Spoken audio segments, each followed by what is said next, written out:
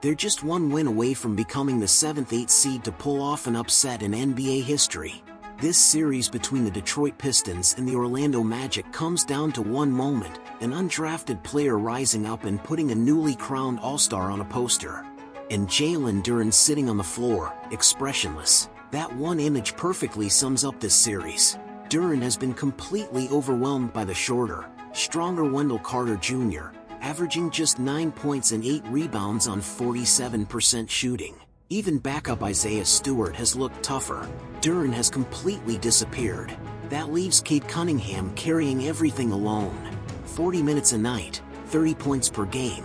Sounds heroic, until you look closer. 42% from the field, under 30% from 3, and over 6 turnovers per game. The Pistons spent the entire season talking about their secondary creator problem. In the playoffs, it's been completely exposed by Orlando's size and physicality. Poor shooting, cramped spacing, and under playoff pressure, both rhythm and confidence start to fall apart. Here's an interesting stat. The Pistons led the league in clutch wins during the regular season. The Magic? They were right there too. Both teams played 27 clutch games, tied for the most in the East. When half your games come down to the wire, it doesn't just show resilience, it also exposes instability. On Orlando's side, Paolo Banchero was criticized all season. Their shooting and spacing are just as flawed. Franz Wagner has even battled injuries, looking worn down, and yet, they keep winning. Now that the top-seeded Pistons have been pushed to the brink, the criticism of Cade and Duren is only getting louder. Before the playoffs began, no one expected this.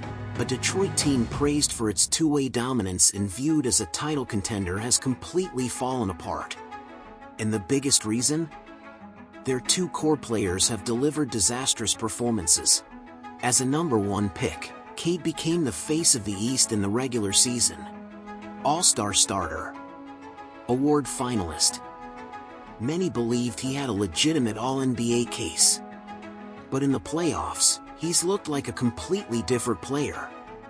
Through 4 games, he's committed 27 turnovers, nearly 7 per game. In their 3 losses, he alone has 24 turnovers, the most over that span in NBA playoff history. For a point guard who averaged 9.9 assists second in the league, this drop-off is shocking. But considering this is only his second playoff run, and that he previously dealt with a collapsed lung, there's context.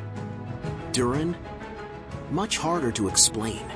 If Cade looks lost, Duren looks like he's costing himself a max contract.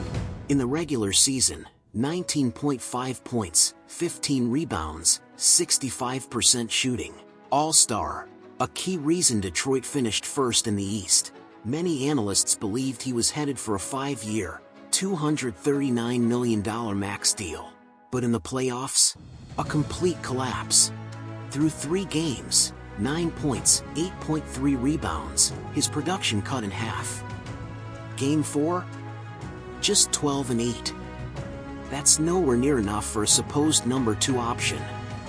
Every fan knows this truth, contracts are earned in the playoffs.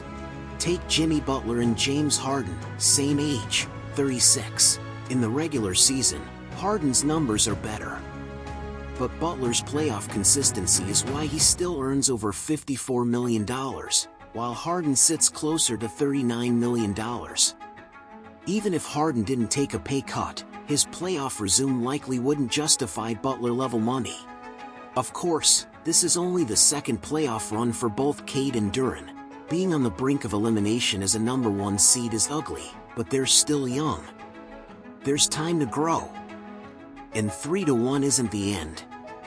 NBA history has seen plenty of teams come back from that deficit. Do the Pistons have any shot at coming back? 2003.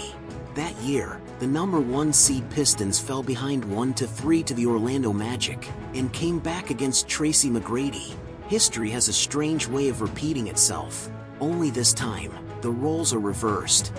There was another surreal moment courtside. Ja Morant and Jaren Jackson Jr. were in attendance. When Desmond Bane hit a deep 3, Ja flashed his signature celebration.